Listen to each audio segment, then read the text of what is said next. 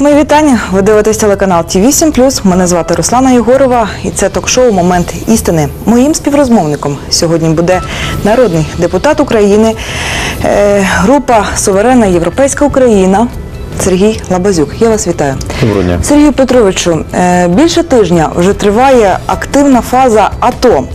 Ми бачимо, що окрім Слов'янська, окрім Краматорська, вдалося вивільнити від терористів ще 3 регіони. Скажіть, будь ласка, чому раніше не вели активну фазу? Можливо, не потрібно було вести тих довгих переговорів? Звичайно, нам сьогодні легко аналізувати те, що відбулося вже після. Надзвичайно складно приймати рішення, тим більше в непідготовленій країні, саме з військової точки зору, непідготовленій до бойових дій, до подібних ситуацій, які відбулися. Ну і, звичайно, в нас, на жаль, сьогодні генерали, які є, вони більш паркетні, так їх сьогодні можна назвати, а не ті генерали, які вміють і знають, як правильно побудувати ситуацію в подібних моментах. Тому, чи раніше потрібно було вводити активні дії, чи не раніше, сьогодні ми можемо аналізувати, звичайно, визнаю, що потрібно було набагато швидше приймати рішення, для того, щоб менше загинуло людей, і все ж таки не допустити до такого розповсюдження бойовиків, терористів по території всієї Донецької, Луганської області, те, що ми в кінці кінців отримали. Позитивно є сьогодні те, що наша армія в піднятті духу морального, і ми бачимо, що вже декілька районних центрів є звільнених, цілий ряд маленьких населених пунктів сільської місцевості є також звільнено, знищено, вже на тисячі пішла чисельність сепаратистів, бойовиків, отож це є позитивно. Але хочу відмітити, що те, що, в принципі, ми втратили багато часу, воно вплинуло негативно, тому що ми дали можливість усилитися, завести зброю, завести більшу чисельність сепаратистів. Відповідно, за рахунок цього загинуло вже, важко навіть рахувати, ми не маємо до кінця достовірної інформації, але надзвичайно велика кількість мирних жителів і досить немало, а багато вже і військових. Триває активна фаза АТО, але не вводять воєнний стан. Це, виявляється, зовсім різні речі. Поясніть, будь ласка, простими словами, чому не вводять сьогодні воєнний стан? Саме наша група «Суверенна Європейська Україна», я особисто, ми стояли на цьому, що потрібно ввести саме воєнний стан, і неодноразово до президента зверталися, і нас підтримувала більшість народних депутатів у Верховній Раді, але воєнний стан вводить президент, і тільки через 48 годин його підтверджує Верховна Рада. Що в нашому випадку є воєнний стан, що в нашому випадку є АТО?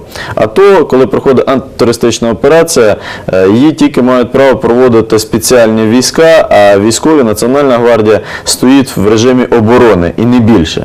І чітко є наказ же президента Порошенка, де червоною лінією підкреслено, що військові не мають права приміняти зброю. Отож, чому ми хотіли стояти на тому, щоб ввести воєнний стан? В такому випадку ми вводили в законний режим наших військових. Ми розв'язували їм руки, і щоб не сталося так, що пройде рік-два, можливо, і менше. І все ж таки рано чи пізно буде питання, будуть розбиратися, чому загинуло, а сьогодні дійсно вже загинуло понад 5 тисяч мирних жителів на території Сходу. Про ці цифри ніхто не говорить і, можливо, і не варто про них говорити, тому що це, на жаль, є біда, є факт, і нам сьогодні потрібно якомога більше позитиву вводити, людям пояснювати, говорити, що ми перемагаємо, але не зробити так, щоб наші хлопці, які сьогодні є герої, які сьогодні кладуть своє здоров'я, життя на сході України, щоб відстояти українців, щоб зберегти все ж таки єдину цілісну Україну, щоб вони не повернулися з війни, ну вже не героями, а злочинцями військовими, які стріляли без наказу, які не виконували наказ президента, де не можна приміняти зброю. А в їхньому випадку неможливо сьогодні не приміняти зброю, стояти, чекати, коли знищують їх. Отож, ми своєю дією, рекомендацією ввести воєнний стан, точніше, навіть це була не рекомендація, це було наполягання. Ми хотіли ввести в нормальний законний режим наших військових, розв'язати їм руки, і щоб все, що вони виконують сьогодні, дало змогу пришвидшити ці дії. Я переконаний, що якби ми ввели воєнний стан, події, які відбуваються на Сході, вони мали би логічне завершення максимум за 2 тижні, тому що в даному випадку створюється єдиний штаб, чого немає при АТО. При АТО ми сьогодні маємо окремо МВД, окремо СБУ, окремо силовиків, це всі ці окремі структури, знову ж таки, чому перший місяць АТО ми бачили взагалі його неефективним, бачили, що гинуть з нашої сторони військові, солдати, хлопці, і злагодженої дії не було цих всіх сил.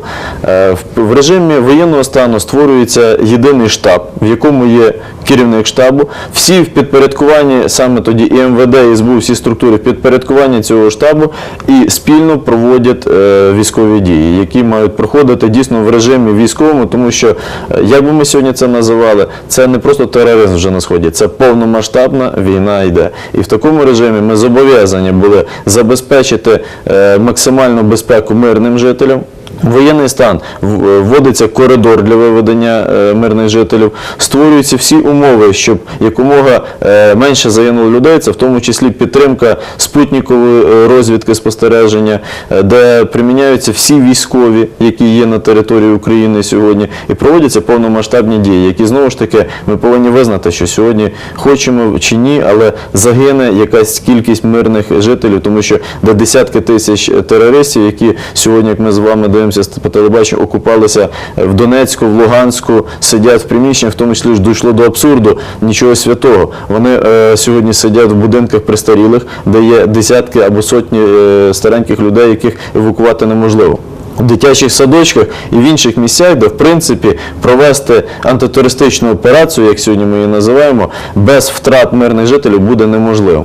Тому потрібно було воєнний стан, який набагато ефективніше був би на даному етапі. У своїй відповіді ви зазначили про колосальні втрати. Українські ЗМІ подають дещо іншу інформацію. Скажіть, будь ласка, наскільки вона є достовірною? Ні, ви знаєте, тут довіряти, не довіряти, я би сказав, чого не вистачало 20 з лишнім років в незалежній Україні саме в ЗМІ, це, напевно, якоїсь ідейності. І навіть в період Майдану, після Майдану, нам також було далеко недостатньо цієї ідейності. У нас щоденно по телебаченню ми бачимо ще вбили, розстріляли, спалили, і навіть в мирні часи, коли не було ні Майдану, не те, що після Майдану, ми з вами дивилися щоденно тільки негатив, негатив, негатив. І в тому числі, коли розпочалося АТО на Сході, ми щоденно бачили по телебаченню, українському саме телебаченню, про те, що нам не вдається, не вдається, не вдається. Отож, ми вводили людей, який штопор такий негативу, що все погано. Сьогодні нам був єдиний шлях, таке підняття зробити, говорити, і це правильно. Як на мене, коли по телебаченню щоденно показують про перемоги, що ми перемогли, ми досягли, нам вдається. Тобто воно піднімає моральний дух, заводить людей, все ж таки є патріотизм, і слава Богу, сьогодні як ніколи патріотизм в українців зашкалює. І це є позитивно, це є нормально.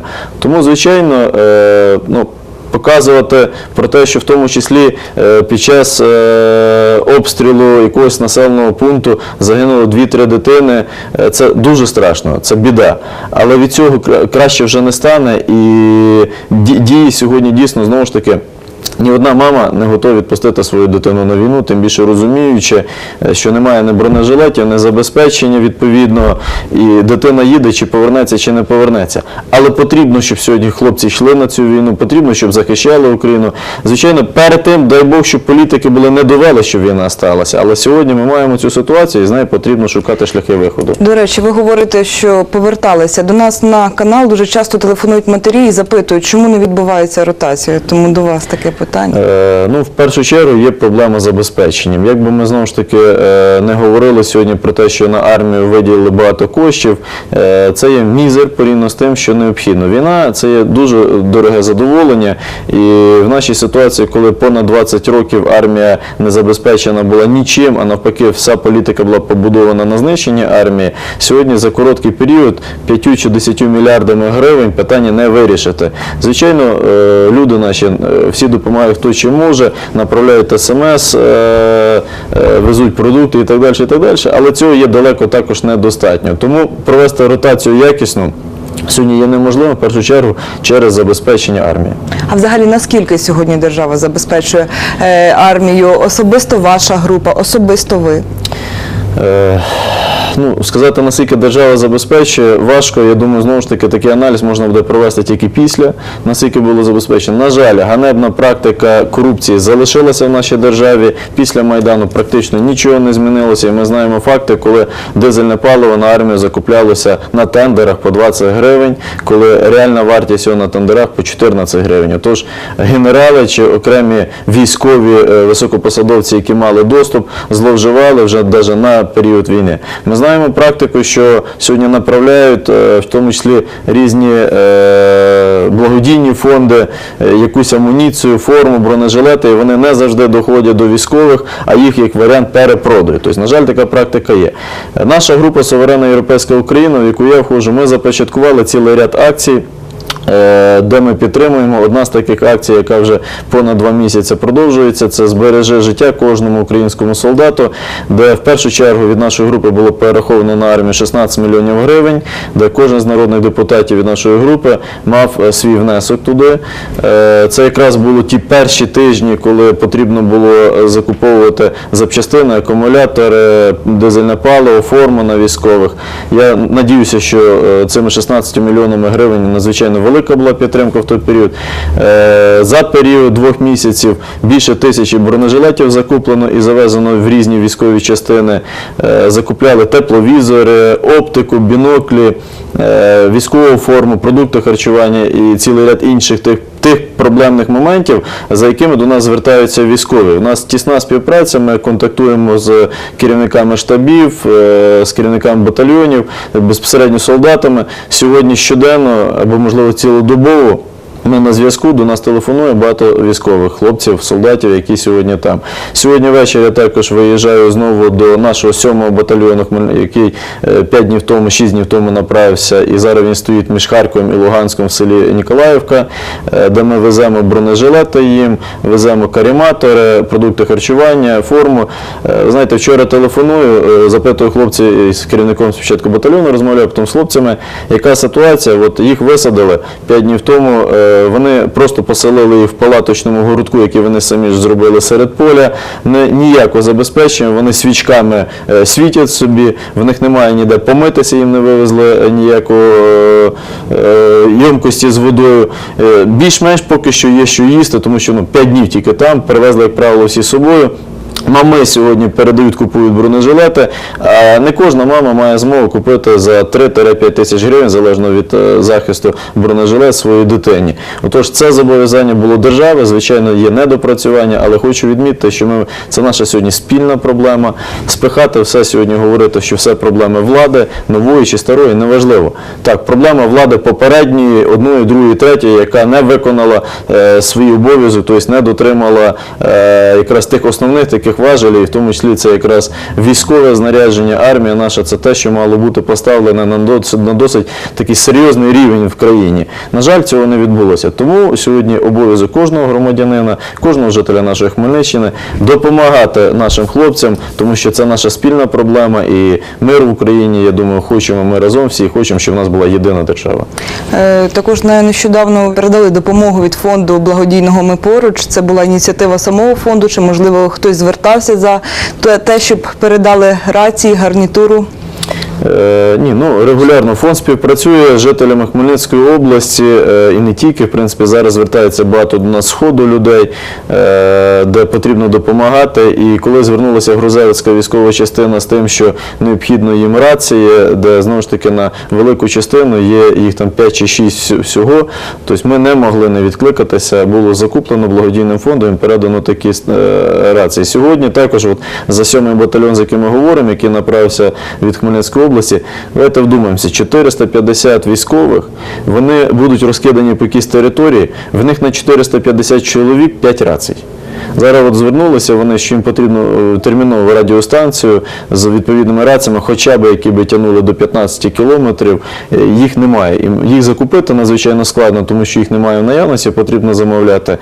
Я думаю, що нам вдасться знайти в короткий термін і завести, тому що проводити розвідувальну роботу, проводити військові дії, ми розуміємо з вами, що це буде нереально, без зв'язку.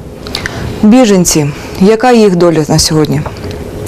ну я би не хотів називати біженцями, давайте ми будемо це більш м'якше називати все ж таки переселенцями, люди, які тимчасово вимушені покинути територію, де відбуваються бойові дії. В багатьох в них є сьогодні розбомблені їхнє житло, будівлі. Це є проблема.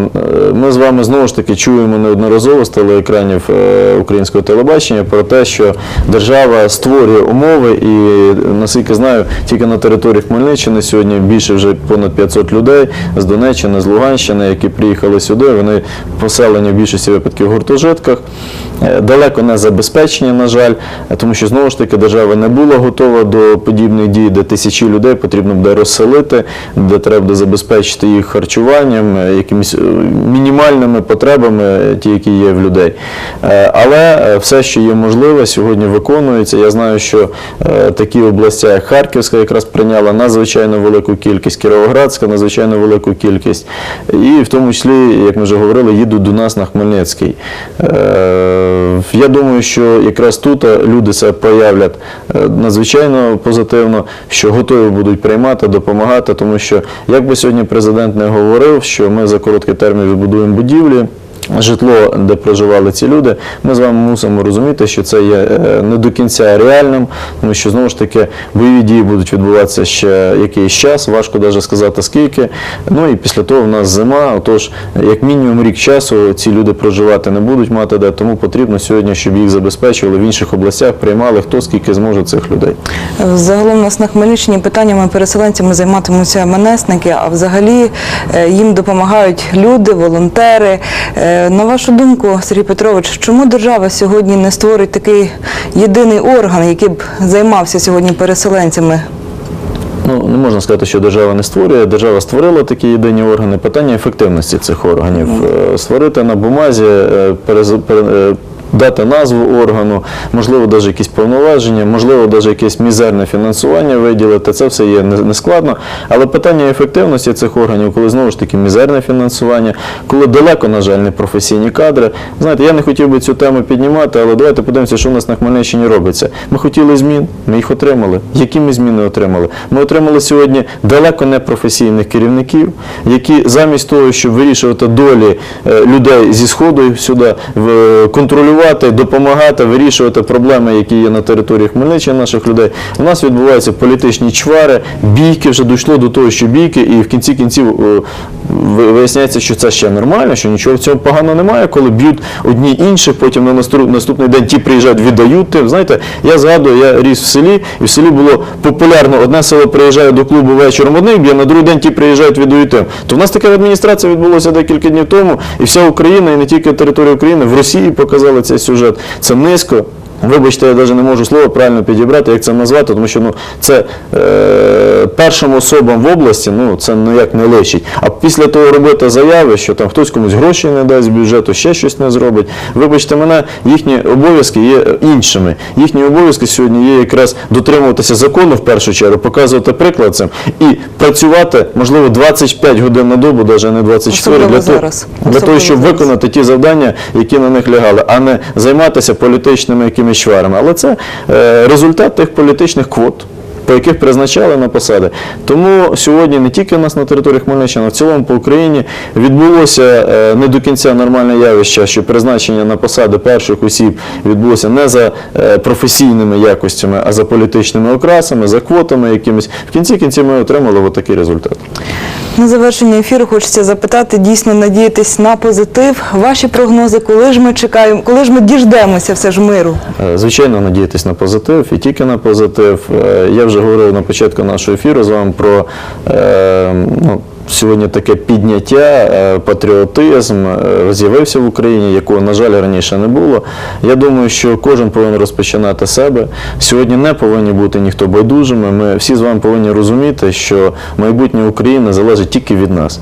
Ні зі сторони Америки, ні Європи, ні Росії нам не прийдуть і майбутнього не побудують. Якщо ми з вами зрозуміємо, що сусід – це товариш, будь-який по будинку, по квартирі, по вулиці, це ми всі одна єдина нація. І нам потрібно разом об'єднуватися, не ділити Україну на схід, на захід. У нас є єдина ціль – це створити так, щоб Україна була красива, суверенна, єдина, соборна держава, в якій буде комфортно жити людям. І неважливо, чи ми будемо проєвропейської орієнтації, чи якоїсь іншої, якщо ми будемо в першу чергу проукраїнської орієнтації, у нас все вдасться. Я вам дякую за нашу розмову, за нашу зустріч. Глядачам нагадую, що ви дивились ток-шоу «Момент істини». Моїм співрозмовником сьогодні був народний депутат України, група «Суверенна Європейська Україна» Сергій Петрович Лабазюк. Я прощаюсь з вами. Хай щастить.